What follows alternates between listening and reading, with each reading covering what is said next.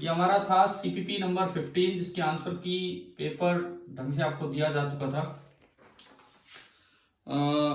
एक तो पूछ रहे हैं आप ट्रू डिप वाला जो क्वेश्चन है, क्वेश्चन नंबर 10 है। क्वेश्चन नंबर 10 है इस पेपर का। A dip circle shows an apparent dip of 60 degree. देखो, ये मान लो कोई भी वर्टिकल प्लेन है, ये कोई भी वर्टिकल प्लेन है, और यहां डिप मतलब नीचे जा रहा है, और कितना नीचे जा रहा है, 60 डिग्री नीचे जा रहा है, इस तरह से। At a place where the true dip is 37 degree. मान लीजिए ये आपका मैग्नेटिक मेरिडियन है, इसके साथ किसी अल्फा एंगल पे हम ये मानते हैं ये, तो उस मैग्नेटिक मेरिडियन में जो ट्रू डिप है वो दिख रही है 37 डिग्री, लेकिन यहां जो अपेरेंट डिप है डेल्टा डैश वो आ रही है 60 डिग्री। तो आपको बताना था कि इस वर्टिकल प्लेन ने कितना एंगल बना रखा है मैग्नेटिक मेरिडियन के साथ, जिसमें आपने निडल रखी है, इस वर्टिकल प्लेन ने कितना एंगल, तो आपको अल्फा बताना है, अल्फा कितना है। क्या मैं एक बार पहले डायरेक्ट रिलेशन निकलवा चुका, इनमें क्या रिलेशन था, cot of delta dash is equal to cot of delta into cos of alpha, है ना, ये आपका रिलेशन था। तो इसमें देखो आपने वैल्यूज पुट की, डेल्टा डैश है 60 degree, cot of 60 degree is equal to cot of 37 degree into cos alpha. देखो यहां से कोस अल्फा देखिए आप, ये कोट 37 इधर नीचे जाएगा तो ऊपर जाके tan 37 बन जाएगा, और जो कोट 60 ऊपर था वो tan 60 नीचे बन जाएगा, क्योंकि tan की वैल्यू ज्यादा याद होती है हमें। अब tan 37 कितना होता है, 3/4, और tan 60 डिग्री होता है √3, तो ये आपने नीचे लिख दिया √3। 3 से √3 कटा तो यहां से कोस अल्फा आ गया √3/4। तो इसको हम नहीं जानते कौन सा एंगल है, तो हम इसको यूं लिख सकते हैं कोस इनवर्स ऑफ √3/4। अभी बताओ क्या ये रिलेशन यूज करना आ गया? हाँ वो तो एक ही बात है यार, वैल्यू पुट करनी है, कैसे कर दो, डायरेक्ट पुट कर दो, बात एक ही। और पिछले पेपर में अर्थ मैग्नेटिज्म वाले पेपर मैंने वो रिलेशन यूज करवाया था, cot square delta is equal to cot square delta 1 plus cot square delta 2। याद है, ये भी एक फॉर्मूला था कि अगर अल्फा ना पता हो तो दो 90 डिग्री के प्लेन ले लो, एक इधर, तो उसमें पिछले पेपर में यूज हुआ था एक क्वेश्चन में फॉर्मूला, अर्थ मैग्नेटिज्म वाले पेपर में, ठीक है। और यहां पे ये हो गया, ये आपका है क्वेश्चन नंबर कौन सा था, 10th। और बताएं इसके बाद और कौन सा डाउट हो किसी में? क्या ये फ्लोटेशन वाले हो गए आपसे 11-12?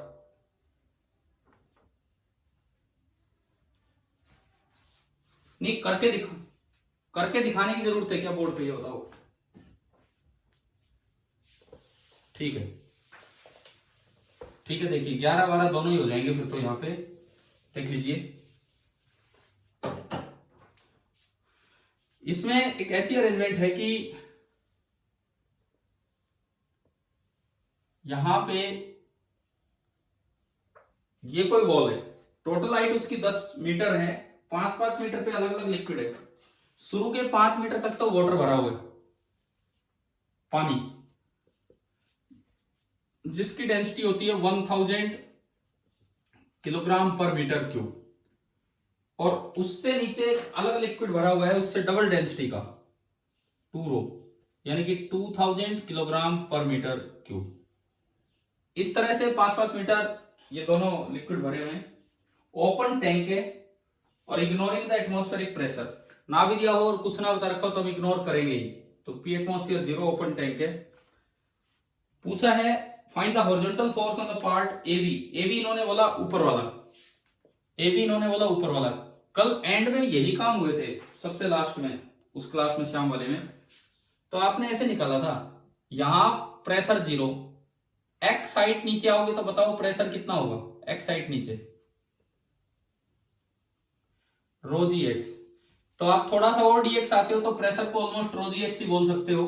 अब dx ये आए, ये लेंथ है l 10 मीटर, तो जो इसका एरिया बनेगा l इंटू dx होगा, तो जो इस पे फोर्स लगेगा dF, that will be pressure into area, तो rho G X into L D X, ये कल करवाया था पहले पार्ट में, rho G L into X into D X. Total force चाहिए तो आप इसको इंटीग्रेट कर दीजिए, तो रो जी एल तो कॉन्स्टेंट आ गया और इंटीग्रल एक्स डी एक्स, और एक्स की लिमिट लगेगी 0 से 5 मीटर तक, तो एक्स की लिमिट आपकी लगी 0 से 5 मीटर। रो जी एल ये इंटीग्रेशन आएगा एक्स स्क्वायर बाई 2 0 से 5। अब अगर मैं वैल्यू पुट करूं, रो तो है 1000, जी ले लो 10, एल 10 मीटर, और ये 5 का square 25/2, rho G L into x square by 2। तो इन्होंने ये देखो आप, ये बना 250 का था 125 इंटू 10 टू पावर 4 न्यूटन। आप इसको साइंटिफिक नोटेशन में लिखे तो 1.25 इंटू 10 टू पावर 6 न्यूटन। क्या ये पहला हो गया था आपसे कल? ठीक है, और 12th किसी बच्चे का सही हो पाया या नहीं? कल वाले पेपर में पूरा सोल्व किया था, आ गया था ये सोल्व होने पे। देखो तरीका सुनो, सबसे पहले आपने यहां का प्रेशर लिखा, ये 5 मीटर नीचे आ गए, तो यहां जो प्रेशर होगा this will be rho g into 5, rho g into 5। उसके बाद मैंने कहा था कि आप यहां से वाई डेप्थ नीचे चले जाओ, यहां से वाई डेप्थ नीचे चले जाओ, तो यहां जो प्रेशर होगा वो होगा रो g into 5 plus 2 rho into जी इंटू वाई। देख रहा है ना मैंने क्या लिखा है, नीचे लिक्विड डबल डेंसिटी का है, तो 2 रो इंटू जी इंटू वाई। थोड़ा और नीचे गए तो डी वाई में प्रेशर तो सेम ही मान लेते हैं हम। तो बताओ यहां पे जो डीएफ लगेगा, इस पार्ट पे जो डीएफ लगेगा वो डीएफ कितना होगा? प्रेशर इंटू एरिया, प्रेशर है रो इंटू जी इंटू 5 प्लस 2 रो इंटू जी इंटू वाई, और इंटू एरिया, इसका एरिया है एल इंटू डी वाई। हाँ जी, समझ में आया यहां तक? और y की लिमिट देखो, यहां y की इनिशियल वैल्यू है 0, और यहां जब आएंगे तो y की फाइनल वैल्यू फिर से 5 ही हो जानी है। अब देखो इस df को थोड़ा ठीक ठाक लिखूं, रो है 1000, g 10,000, 5 50,000, और l है 10 5 लाख, और इंटू डी वाई। एक टर्म तो ये बनेगी, दूसरी term 2000 into 10 20,000 into L 10 2 lakh, और ये y dy। आप बताइए, मैंने वैल्यूज पुट कर दी, क्या ये df समझ में आ गया यहां तक कैसे लिखा है? ठीक है, अब देखो 1 2 3 4 5, 10 की पावर 5 कॉमन ले लो, 1 2 3 4 5, 10 की पावर 5 कॉमन ले लो, तो df जो आया df 10⁵ तो कॉमन, इसके अलावा 5 dy plus 2y dy, integrating तो जो f आएगा 10⁵ तो बाहर है, 5 dy का इंटीग्रेशन होगा 5 इंटू वाई, और लिमिट 0 से 5, 2 into y square by 2, and limit 0 से 5। ये स्टेप आया क्या समझ में? ये कैसे किया हमने? हाँ जी, ये क्लियर है ये स्टेप इंटीग्रेशन वाला? ठीक है, 2 से 2 कैंसिल, तो ये आपका आया 10⁵ तो बाहर है, 10⁵ तो बाहर है, 5 माइनस 0 5, 5 इंटू 5 25, प्लस 5 का स्क्वायर 25, तो ये आया 50 इंटू 10 टू पावर 5 न्यूटन, और you can say 5 into 10⁶ Newton. मतलब मैंने कल शाम की क्लास में जो सिखाया था, सेम वो चीज एक न्यूमेरिकल वैल्यूज देके आपसे पूछी है, सेम वो चीज। 12th क्वेश्चन किस किस से हुआ, कोई एक बार अपना नाम बताए, कोई भी जिन्होंने ये वाला सही किया।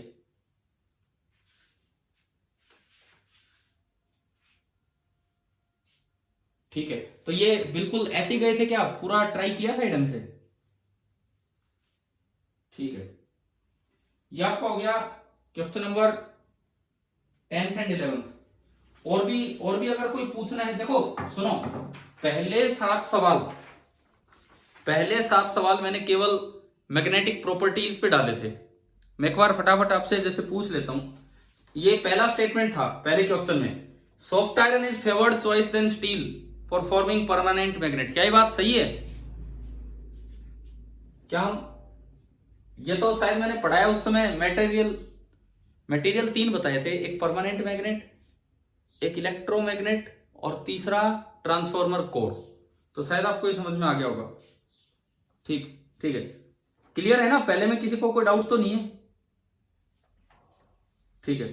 और बल्कि स्टेटमेंट टू में मैंने आपको रीजन के साथ लिख के दिया है कि परमानेंट मैग्नेट बनाने के लिए क्यों तो हाई रिटेंटिविटी होनी चाहिए, क्यों हाई कोएर्सिविटी होनी चाहिए, दोनों का रीजन वहां लिखा हुआ है ताकि आपको समझ में आ जाए। वो स्टेटमेंट ट्रू थी। Second, magnetic susceptibility of paramagnetic substance, वो क्यूरी लॉ पढ़ा था, क्यूरी लॉ उसका ग्राफ भी बनाया था हमने। हाँ, तो ये वही था, डिक्रीज करेगा। थर्ड, अगर मैग्नेटिक ससेप्टेबिलिटी नेगेटिव है, नेगेटिव किस में होती है बताओ, कौन से मटेरियल में? डायामैग्नेटिक में। ठीक है।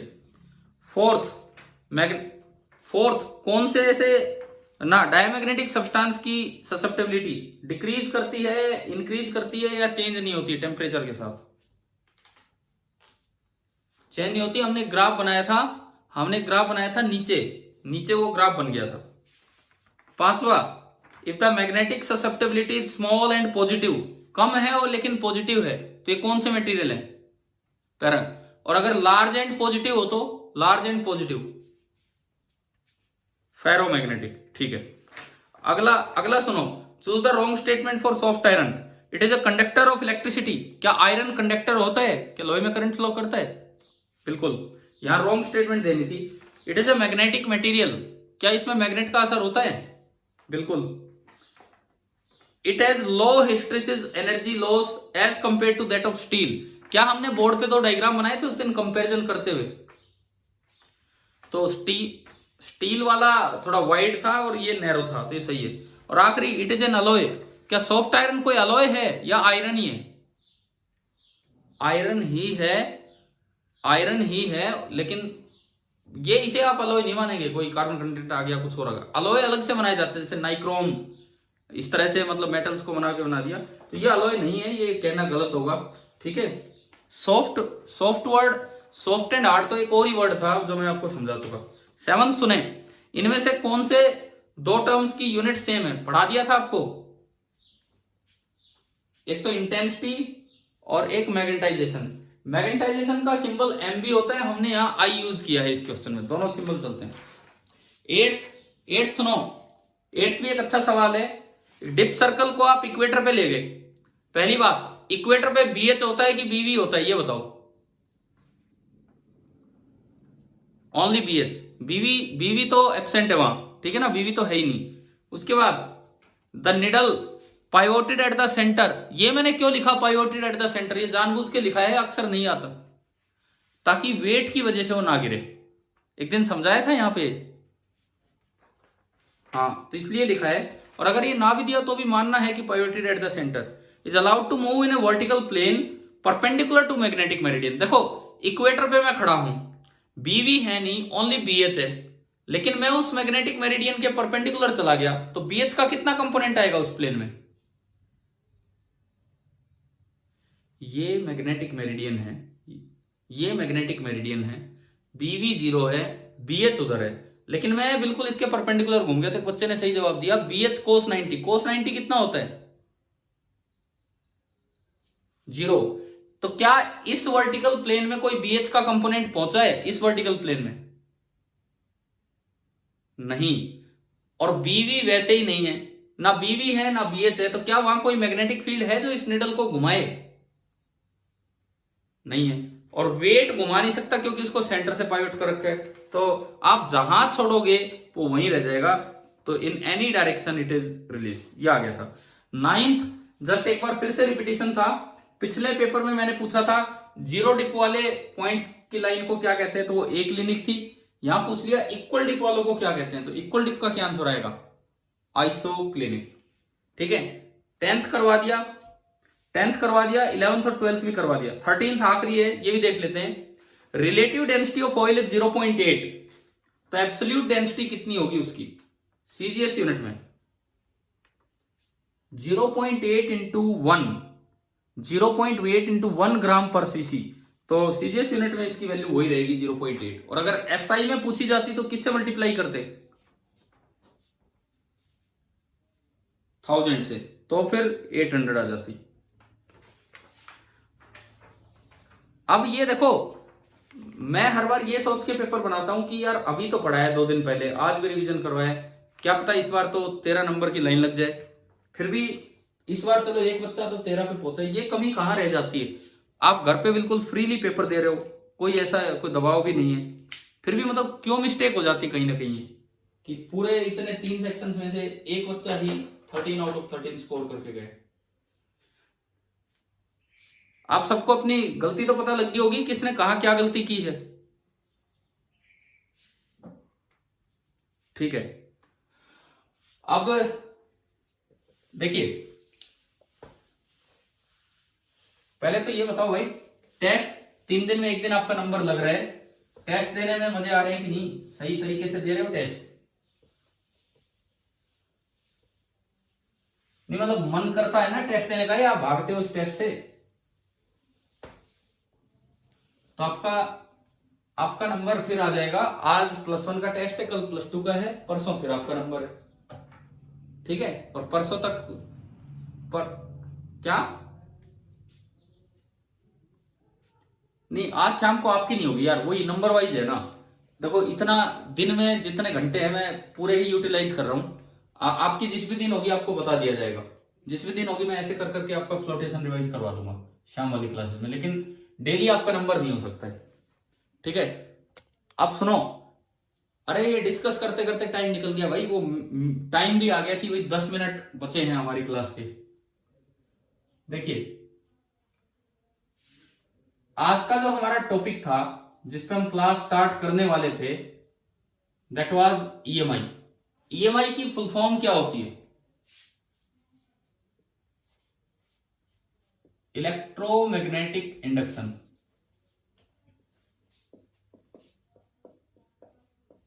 आप सबसे पहले 3-4 बातें सुने इलेक्ट्रोमैग्नेटिज्म के बारे में।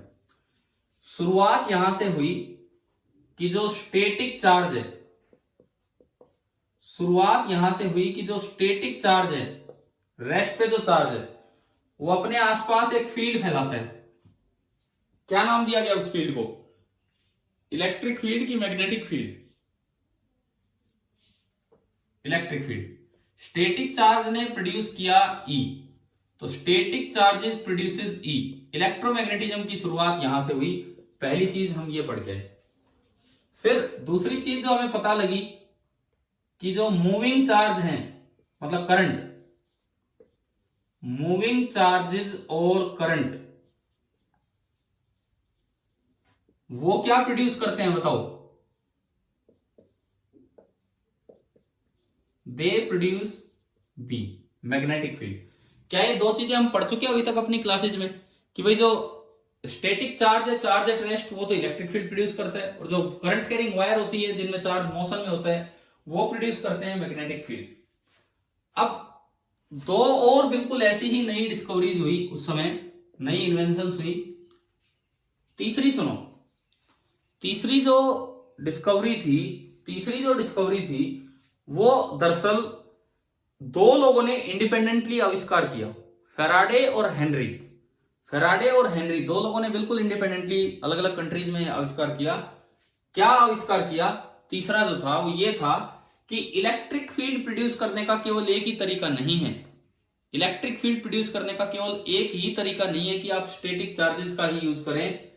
एक और बात यहां पता लगी कि magnetic field varying with time, magnetic field varying with time, it also produces E. Electric field पता करने का दूसरा तरीका, जिसको नाम दिया जाता है इलेक्ट्रोमैग्नेटिक इंडक्शन। इलेक्ट्रोमैग्नेटिक इंडक्शन ये था कि जो मैग्नेटिक फील्ड टाइम के साथ चेंज हो रहा है, जो मैग्नेटिक फील्ड टाइम के साथ चेंज हो रहा है, वो अपने आसपास एक इलेक्ट्रिक फील्ड फैला देता है और जिससे करंट आ जाता है। ये फैराडे और हेनरी, फैराडे को कैसे पता लगा वो बताता हूं। लैब में कोई एक्सपेरिमेंट में वो बाई चांस कोई रिजल्ट अच्छा नहीं आ रहा था तो उन्होंने गुस्से गुस्से में एक मैग्नेट को थ्रो किया, मैग्नेट जो था लैब में उसे थ्रो किया। अब देखो उन्होंने जब मैग्नेट थ्रो किया तो मैग्नेट एक कोइल के पास से निकला, जब उन्होंने मैग्नेट थ्रो किया तो मैग्नेट कोइल के पास से निकला, और कोइल के पास से जब मैग्नेट निकला तो कोइल में गैल्वेनोमीटर अटैच था तो उसमें डिफ्लेक्शन हुआ। देखो ये लोग यार गुस्से में भी ना बड़ा ध्यान रखते थे कहीं कुछ घटित तो नहीं हो गए, मतलब नहीं तो गुस्से में किसको याद रहे, पर इसने तो मैग्नेट थ्रो करके भी इन्होंने देख लिया कि भाई क्या हो रहा है क्या नहीं हो रहा है, मतलब इतने गुस्से में भी। तो उन्हें पता लगा कि जैसे ही मैग्नेट कोइल के पास से निकला तो कोइल में डिफ्लेक्शन हुआ, मतलब कोइल में करंट आया। कोइल में करंट आने का मतलब है कि वायर के अंदर इलेक्ट्रिक फील्ड आया, जबकि कोई बैटरी कनेक्टेड नहीं थी। तो उस इलेक्ट्रिक फील्ड का रीजन इन्होंने बताया कि जब मैग्नेट मूव कर रहा था, पोल के पास मैग्नेटिक फील्ड स्ट्रॉन्ग होता है, तो जब पोल पास आ रहा था तो मैग्नेटिक फील्ड बढ़ रहा था कोइल में, और टाइम के साथ चेंज होने वाला मैग्नेटिक फील्ड क्या प्रोड्यूस कर देगा, इलेक्ट्रिक फील्ड। तो क्या इलेक्ट्रिक फील्ड प्रोडक्शन के दो मेथड आपको समझ में आ गए? इलेक्ट्रिक फील्ड प्रोड्यूस करने के दो तरीके, एक तो है स्टैटिक, सुनो, इलेक्ट्रिक फील्ड प्रोड्यूस करने के दो तरीके, एक तो स्टैटिक चार्जेस जो हम इलेक्ट्रोस्टैटिक्स में पढ़ के आए हैं कि भाई पॉइंट चार्ज का फील्ड होता है Q/R², ये सब, और एक नया मेथड जो हम पढ़ेंगे यहां अब आगे अगले कुछ दिन, that will B EMI। EMI का मतलब है कि अगर B टाइम के साथ चेंज हो रहा हो, ये ऐसे लिखने का मतलब जानते हो ये क्या लिखा है मैंने, B is a function of time, कि B अगर टाइम के साथ चेंज हो रहा है तो ये क्या प्रोड्यूस कर देगा, ये अपने आप इलेक्ट्रिक फील्ड प्रोड्यूस कर देगा। आपके घर पे पंखा चल रहा है, ट्यूबलाइट ऑन है, पावर हाउस से सप्लाई आ रही है, सबस्टेशन से सप्लाई आ रही है, गवर्नमेंट जो बिजली बना रही है वो इस मेथड से बना रही है, EMI के थ्रू। हमें जो गवर्नमेंट बिजली दे रही है वो स्टैटिक चार्जेस से इलेक्ट्रिक फील्ड प्रोड्यूस नहीं करवा रही है। गवर्नमेंट जो जनरेटर यूज कर रही है वह इस कॉन्सेप्ट का यूज कर रही है, कि magnetic field varying with time ये अपने आप प्रोड्यूस कर देगा इलेक्ट्रिक फील्ड। ये हमें EMI में सीखना है। और चौथी बात, अभी जितना टाइम है मैं उसके अकॉर्डिंग EMI स्टार्ट नहीं करवा पा रहा हूं, मैं आपको बस ये 4 पॉइंट्स बता रहा हूं क्या है क्या नहीं। और आप ध्यान रखना, अगर शाम को टाइम बन पाया तो फ्लोटेशन की नहीं मैं EMI की क्लास लगाऊंगा, क्योंकि इस क्लास में नहीं हो पाया कुछ भी, मैं वो मैसेज आ जाएगा अगर शाम तक मेरे पास टाइम बन पाया तो एक 40 मिनट की क्लास हो जाएगी EMI पे। लेकिन अभी ये सीखो चौथी चीज, देखो स्टैटिक चार्ज ने E फैला दिया, मूविंग चार्ज ने B फैला दिया। अब मैग्नेटिक फील्ड अगर टाइम के साथ चेंज होता है तो इलेक्ट्रिक फील्ड फैलाता है। इसी तरह एक चौथी बात बताई मैक्सवेल ने कि अगर इलेक्ट्रिक फील्ड टाइम के साथ चेंज होगा, electric field varying with time, तो बताओ सिमेट्री से बताओ आपको क्या प्रोड्यूस करेगा। अगर इलेक्ट्रिक फील्ड कहीं टाइम के साथ चेंज हो रहा होगा तो वो क्या प्रोड्यूस कर देगा,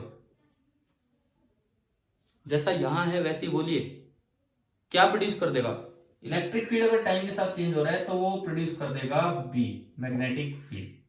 मतलब ये 4 बातें हैं पूरे इलेक्ट्रोमैग्नेटिज्म में, यही 4 बातें हैं पूरे इलेक्ट्रोमैग्नेटिज्म में, यही 4 बातें हैं कि सबसे पहली बात स्टैटिक चार्ज E फैलाएगा, मूविंग चार्ज B फैलाएगा। फिर इन दोनों के फैलने के अलग तरीके, इन दोनों के जनरेशन के अलग तरीके। जो मैग्नेटिक फील्ड टाइम के साथ चेंज होता है वो इलेक्ट्रिक फील्ड फैलाता है, उसे EMI बोलते हैं, जो हम 10th में पढ़ेंगे। और जो इलेक्ट्रिक फील्ड टाइम के साथ होगा चेंज होगा वो B फैला देगा, वो हम अभी नहीं पढ़ेंगे, वो हम 12th क्लास में पढ़ेंगे। ये क्लास 12th में पढ़ेंगे, ये 10th में पढ़ने की कोई जरूरत नहीं, बस हाँ याद रखना कि ये बेसिक बातें हैं। चलो ये बताओ, ये यहां तक काम समझ में आया आपको इस क्लास में? ठीक है, हमने एक तो जस्ट पेपर ही डिस्कस हुआ, प्लस ये जो 4 बेसिक बातें वो बता दी। अब जो आपकी अगली क्लास है उसमें हम ये स्टार्ट कर रहे होंगे, ये वाला काम। क्लियर?